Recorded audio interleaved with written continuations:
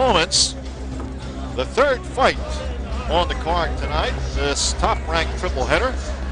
There is Doug DeWitt, the former middleweight champion, former World Boxing Organization middleweight champion, won that title in 1989, beating Robbie Sims here in Atlantic City, New Jersey. Defended it once against Matthew Hilton in 1990 and lost it to Nigel Benn in April of 1990, and then quit the ring for nearly 2 years. Came back this year with a draw, scored a draw with Tyrone Frazier in February here in Atlantic City, and in May beat Dan Sherry, decisioned him in 10. He's here tonight, and he is up against a formidable opponent in the world champion, the International Boxing Federation world middleweight champion, James Toney, who moves up for the first time tonight into the super middleweight division, where he feels much more comfortable. He comes in at 168. Doug DeWitt comes in at 167. Doug DeWitt, who is in his 12th year as a pro, has fought some good people. DeWitt probably was at the pinnacle of his career in the 1980s. Very highly regarded in the 1980s, and fought Tommy Hearns, as a matter of fact, in 1986, and lost the 12-round decision for the North American Boxing Federation middleweight title. Trying to rejuvenate his career, trying to be the spoiler here tonight. You can imagine if he were to pull an upset, and it's very fair to say that that is what it would be if he were to beat James Toney here tonight. It would certainly derail James Toney's climb, as he now looks at Iran Barkley and Barkley's IBF super middleweight title. He would like nothing better to fight Barkley, try and win that title so he could abandon the middleweight division, where he's had great difficulty with his body weight. There is James Lights Out Toney from Ann Arbor, Michigan, with his manager, Jackie Callan, as he heads toward the ring here at the Mark Pettis Arena. 32 wins, no losses, 2 draws, 21 knockouts. And in 1992, he had a couple of celebrated fights. One fight that was the talk of boxing occurred back in February when he fought David Tiberi, an unranked fighter. He came into that fight out of shape. Tiberi outboxed him. Many people at ringside felt that Tiberi had won the fight. However, the split decision went to Toney in his favor, and it was a very controversial, questionable decision. As a matter of fact, it sparked a United States Senate investigation and hearing eventually into professional boxing in this country. He also had a couple of fights with Mike McCallum last year in a draw with Mike McCallum, and then most recently his last fight in August, fighting McCallum again and winning a 12-round decision, retaining his IBF title. The new body weight is a true test for James Toney. He feels much comfortable at 168, but may have to go back down to defend his title against Roy Jones Jr. We're about ready for all the introductions from Michael Buffer in the ring. And this is the final tonight of a triple header, top-ranked triple header. First 2 ending in 4th-round knockouts. Iran Barkley a winner over Robert Foley. And in the first fight tonight, Roy Jones Jr. winning the World Boxing Council Continental Americas title. There's the tail of the tape. DeWitt is 31 years of age. Toney just 24, both the same height and the same reach. So statistically ranked evenly. But Toney is a tough puncher, good speed, a devastating right hand. He can be very erratic in the ring, has a questionable defense, but he's a very talented fighter. Well, Doug DeWitt is a technician, likes to jab and throw combinations. Very good technician, has a decent chin, can take a punch fairly well. Here's the rules in New Jersey. 3 judges scoring, 10-point must, standing 8 count in effect, 3 knockdown rule in effect, and you cannot be saved by the bell in any round. And now, ladies and gentlemen, Top Rank Incorporated and Budweiser present Part 3 of this great boxing triple header. This bout is sanctioned by the New Jersey State Athletic Control Board, Boxing Commissioner Larry Hazard Sr., Chairman Jerry Gormley, Board members Gary Shaw and Richard Harrison. Deputy Commissioner Lawrence Wallace. Physicians at ringside, Chief Medical Officer Dr. Frank B. Doggett. Attending physicians Dr. Earl Shaw and Dr. Charles Wilson. The timekeeper is Lindsay Tucker. The scoring will be done on a 10-point must system by the following 3 judges: John Potteray, John Riley, and Al DeVito. And when the bell rings, the man in charge of the action, referee Toney Orlando. And now, ladies and gentlemen, from Donald J. Trump's Taj Mahal here in Atlantic City, New Jersey, let's get ready to rumble! 10 rounds of boxing. This is in the super middleweight division. Introducing first, fighting out of the red corner, wearing the black trunks with white trim, from Yonkers, New York, his professional record, 33 victories against 7 defeats with 5 draws, 19 KOs, currently ranked number 10 in the world by the International Boxing Federation. Ladies and gentlemen, Doug Cobra DeWitt. And his opponent across the ring, fighting out of the blue corner, wearing the gold trunks with black letters and weighing in at an even 168 pounds. He's fighting out of Ann Arbor, Michigan. Undefeated as a professional with a record of 32-0, 2 draws, 21 KOs. Currently holds the IBF Middleweight Championship of the World title not on the line. Ladies and gentlemen, James Lights Out Toney. James, light out, Toney. The boat received instructions prior to coming to the ring. Therefore, I expect you to obey all the rules and listen to my commands. Okay, Judge Goswell, back to the corner. DeWitt er jo en riktig tøffing som hadde vært verdensmester før, sagt, og kom til den titlen til Nigel Benn. Han gjorde i dag et forsvar først før han tappte den mot Matthew Hilton, også en tøffing av samme kaliber som Doug DeWitt faktisk. Ja, han hamnar nästan bara i sådana här matcher. Verkligen stora kriget också, han som är inne i de mörka byxorna. Svart och i detta och i de rosa då. Toney har svarat 6 gånger. Mest aktiv av alla mästare just nu. Väldigt aktiv här, öppnar stenhårt.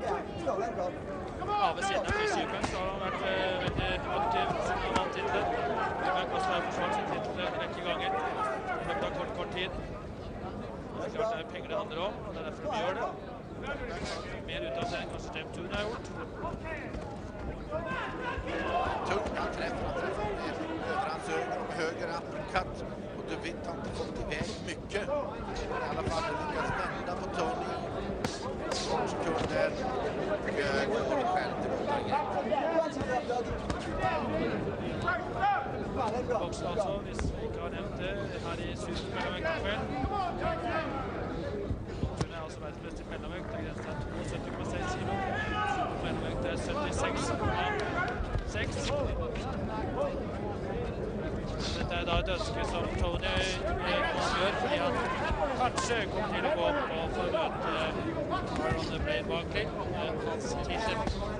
Ops, här går Toney ner, men det är väl för att han pressar bara av inget annat. Så det lät märkligt ut, ordning och är på knä. Här är klart, han har ju haft problem med vikten, Toney, och önskar väl kanske så småningom supermellan. Keep your punches up, Doug.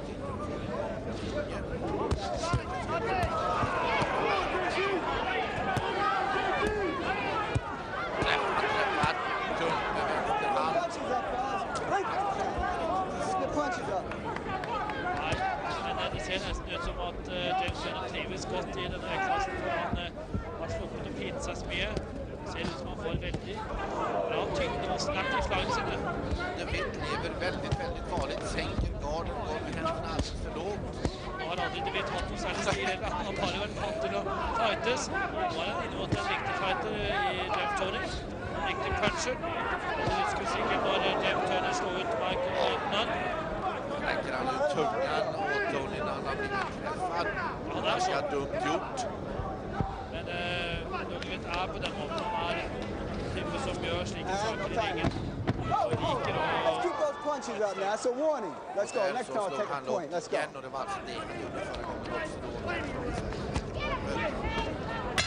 Sa Orlando till honom den sista gången och säger till att han får sluta med det. Kolla på DeWitt. Don't get around. You got to get off first. You're waiting a little too long with this guy. It's no good. And you got to use that jab. He's not expecting the jab. You got to move the jab, move the head. You're leaving the head straight.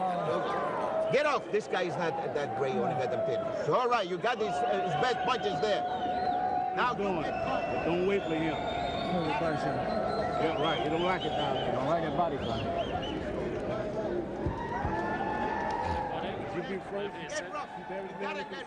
Vänsteråken som gick in där. Så gick ut särskilt mer ut av den situationen. Bommet mest efter den i vänsteråk. Men aj, så det var det laverslaget. Där fick vi se det väldigt tydligt. Hur lavt det var. Klart för den andra ronden.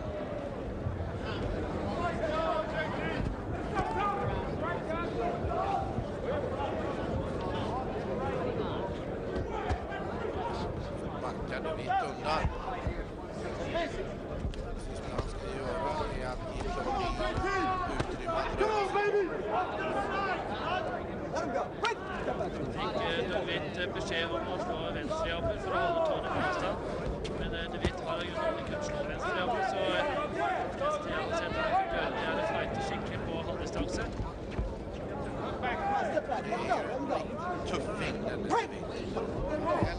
På halvdistans börjar veva.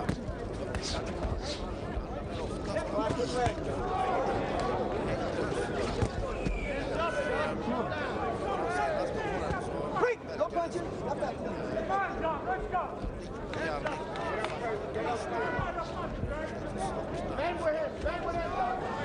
Stop that.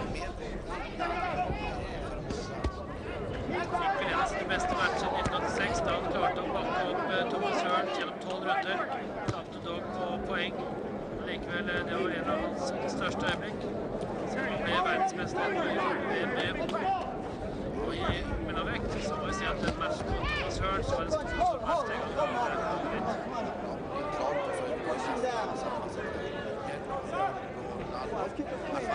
Let's go.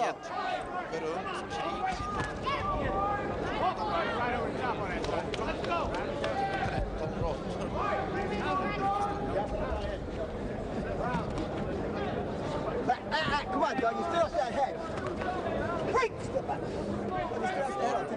Jobba lite grann.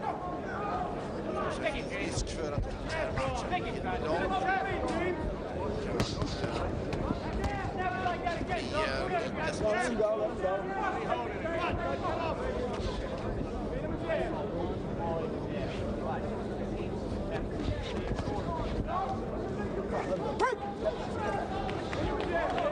Jag har ju sagt att Toney är en knockout-puncher, det har jag sagt i offensiv. Det är för att det var ju så listet från förr han blev världsmästare som Thomas Hörn. Så valde han då knockout eget sensationellt over marken den gången de blev världsmästare. Det är en fantastisk vänsterhop. Men siden den gången så har jag faktiskt inte sett någon av Toney.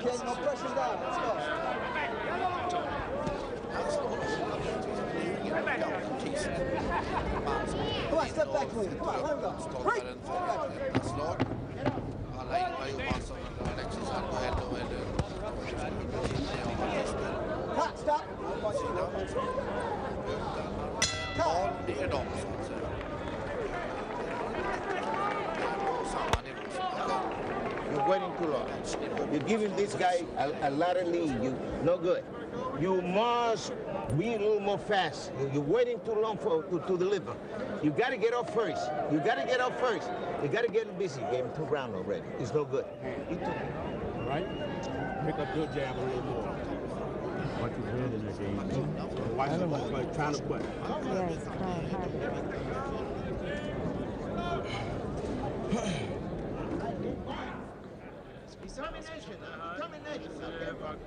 Toney med en höjd långt ute.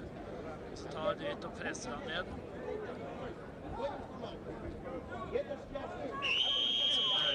langt ute. Perfekt slag. Vi er i gang snart med en tredje runde.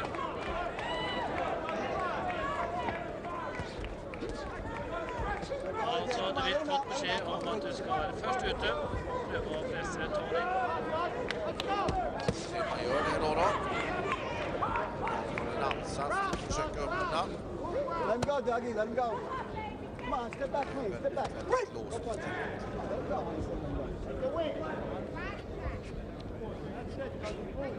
Altså at når DeWitt vant VM-titlene i WBO, så var det over Robbie Sims.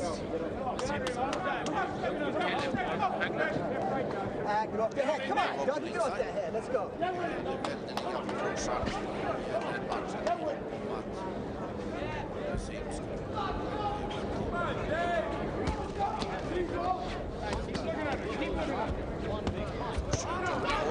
Right.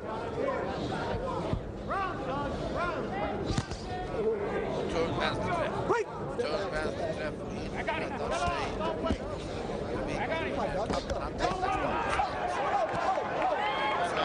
Keep those punches up. That's 2 warnings. Next one's a point. You understand? Let's go. Det er litt urettferdig, synes jeg, for Toney har også vært fremme med en del landeslag. Right. No punching. Step back. Som Orlando har tillåtit så många långslag. Vid sidan tung högerträff. Kan han då följa upp? Försöker DeWitt rädda sig på alla vis ut ur en mycket krisartad situation.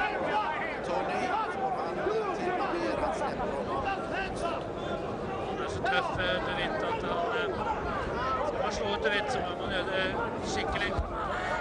Så han ikke av seg selv. Tøffing som blir stående så lenge han blodet har en klar tanke på det. Uklar tanke på det.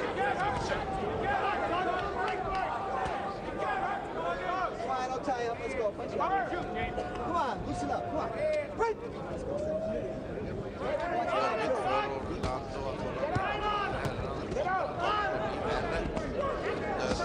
för Orlando att hålla i alla fall med mitt igång.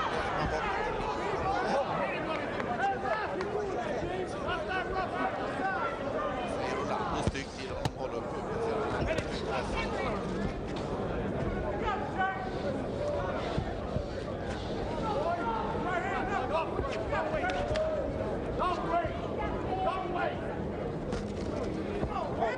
Come on, let's go. Get it up, let's go.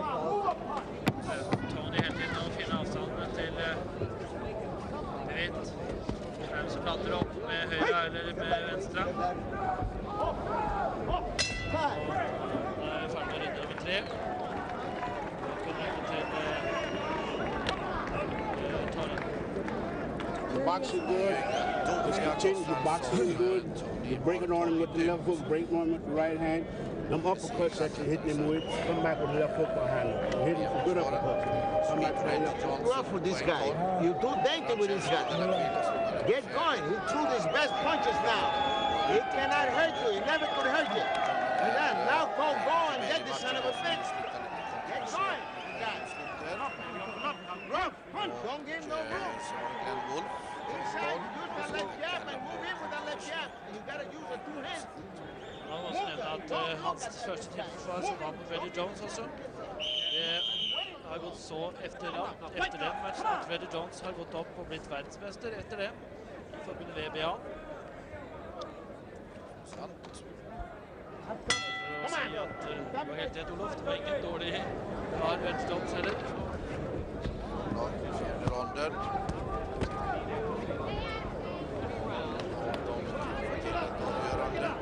Jag tänkte se vad DeWitt ska göra för att kunna överrösta Toney.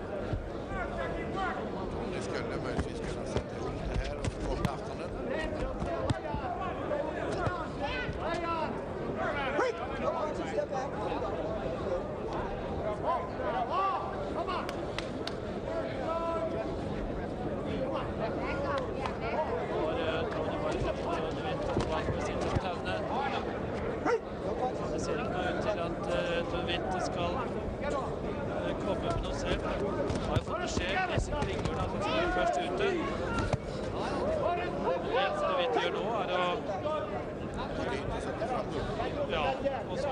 låser opp litt.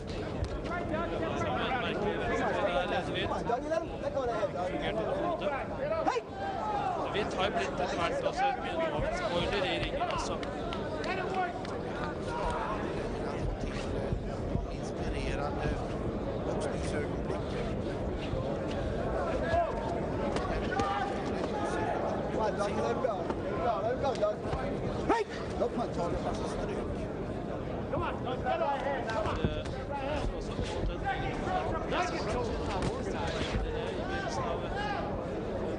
Før de satte i gang.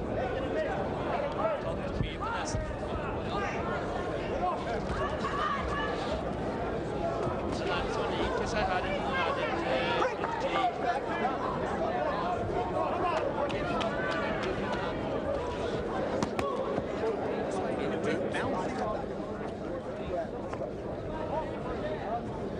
Toney har inte riktigt förmågan att pilla reflexen till.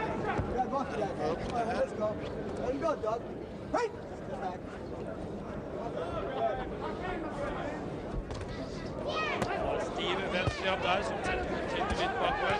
Men da først kjenner DeWitt og kommer tilbake litt. Og så gir han seg. Är det inte den tekniska? Jag känner att han måste svara varje gång han blir träffad. Det er helt omvendt. DeWitt skulle jo heller prøve å ta kommandoen i ringen, slik at han skulle hatt mulighet til å se ut som en vinner.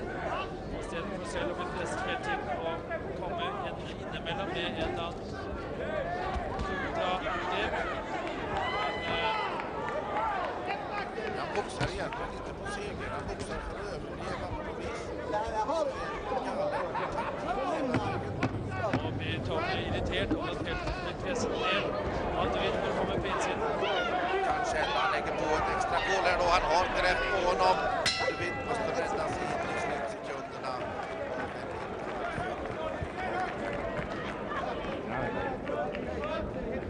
Runde til Toney.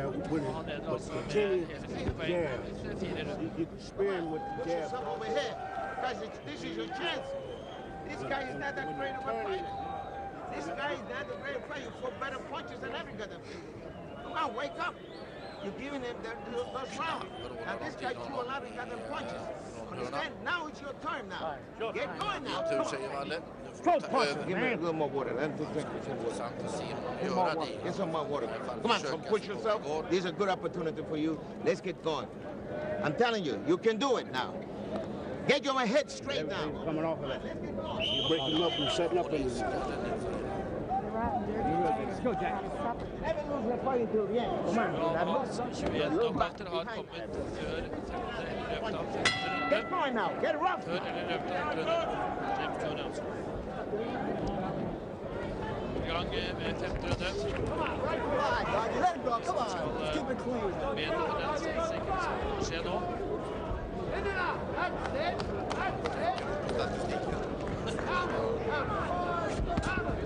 De hoppte. Ja, det är ingen match.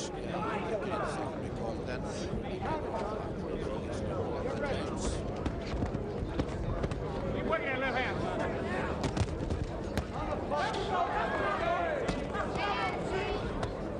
Off the head. Come on, let it go. Keep your head up. Klart att Toney bjuder in till det där också. Just nu. Watch your head, fellas. Underneath! No! Underneath! Dig him underneath! Come on, Doug, you know, heel.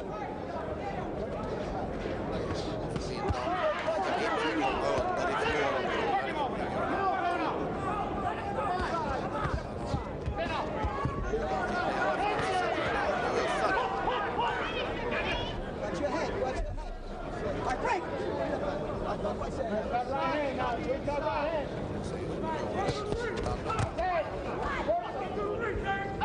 Take him inside.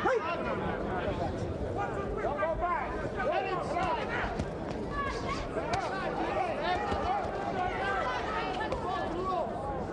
Hey! No punching, step back. Step back clean. Take him inside. Come on, come on. Let go of his head, Doug. Det er ikke så mye å si akkurat nå for Right! No punching, no punching. Step back, step back. her kommer DeWitt til å prøve seg med venstre hånd. Springer rakt in i kombination. Let go of his hand.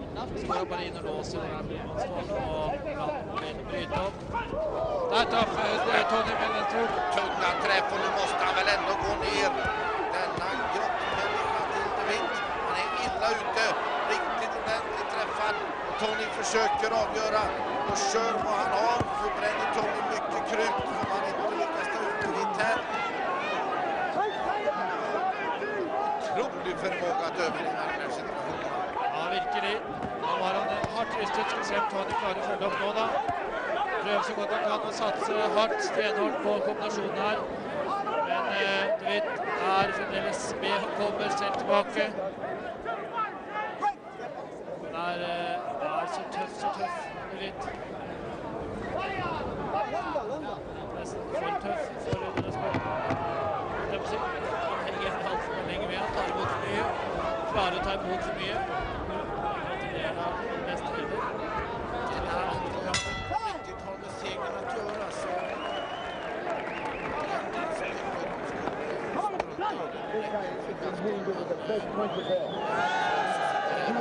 You're not throwing. That's the whole trouble. You're waiting for this guy to lead all the time. It's not good. You cannot wait for this guy. You got to get up and move the head. You're making a miss, but you're not throwing no punches. You got to get up first. Come on. Come on. Don't get this determination in your head. For Christ's sake, this is not the greatest fighter. Ser prisen er det altså DeWitt nesten var ute. Han har vendt lang venstrehok. Fullt av et kroppsslag. Igjen. Så høyre uppercut. Dette er mange slag som kom inn på slutten der. Flere hokker. Men DeWitt klarer der å ri litt mer disse slagene etter hvert. Klarer seg merkelig nok ut av denne situasjonen. Faller tilbake til evne. Vi er i sjette runde av denne 10-runders supermellomvekt.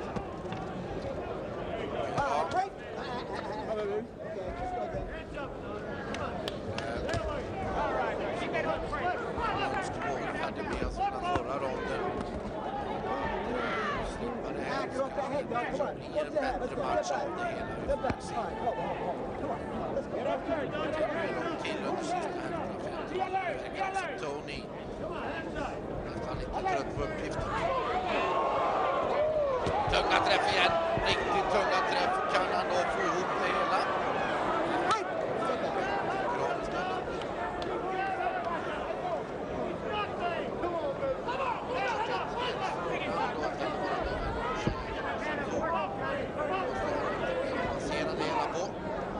DeWitt er jo hengt med, så at det heller gjør det.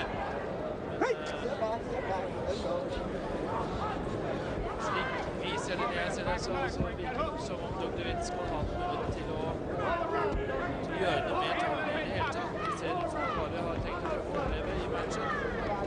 10 runder, og selvfølgelig det er selvfølgelig rett til. Det er ikke alltid at det blir sendt ut de beste matchene.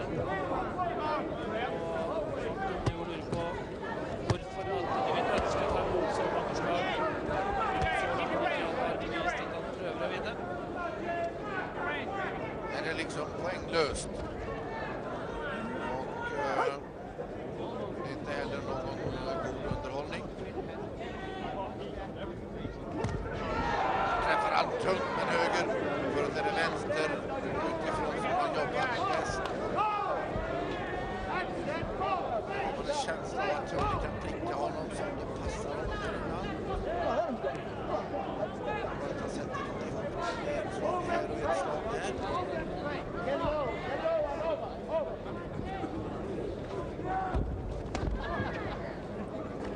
Så rider jo DeWitt ganske godt med slagene også. Ganske flink til å være med når slagene kommer. Desperat in för att låsa.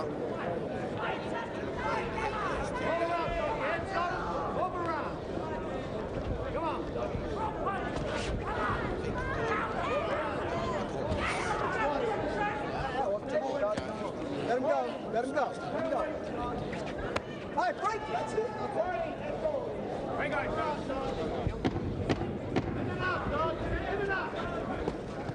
Drop the head. Hold it, hold it, hold it. Let him go. Let him go.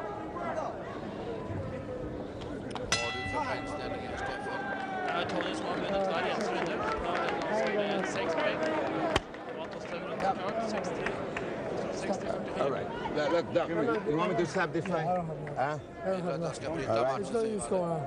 Don't do it, doggy. Don't quit. I don't have nothing. All right, that's it. I don't want it. I said back. Hector Valle går bort till domaren för att snacka med honom.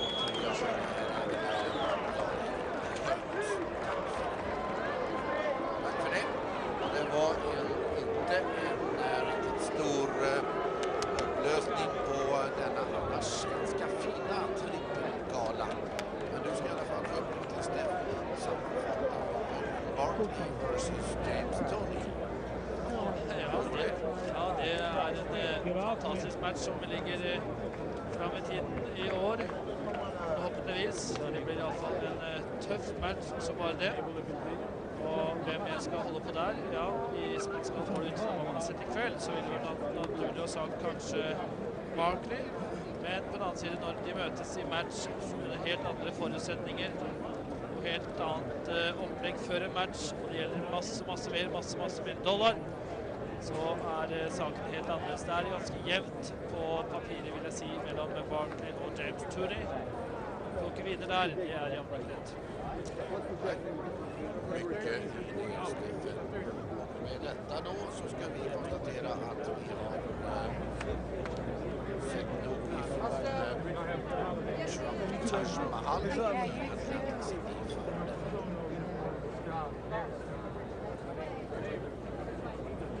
That's going on, and they said, well, don't quit, and he said, that's it. And so Victor Valley said, hey, we call it quits. And there's James Toney with his manager, Jackie Talon. And he has come out in 1992. He started off the year in February with a very fortunate, questionable split decision win over Dave Tiberi. Then in April, defeated Glenn Wolf. Here's the Ladies and official gentlemen, the announcement. corner of Doug DeWitt asked referee Tony Orlando to stop the bout as he was unable to continue. The winner by technical knockout at the end of the round number 6. His record now 33-0-2, 22 KOs. James Lights Out Toney. And ladies and gentlemen, James Toney will be meeting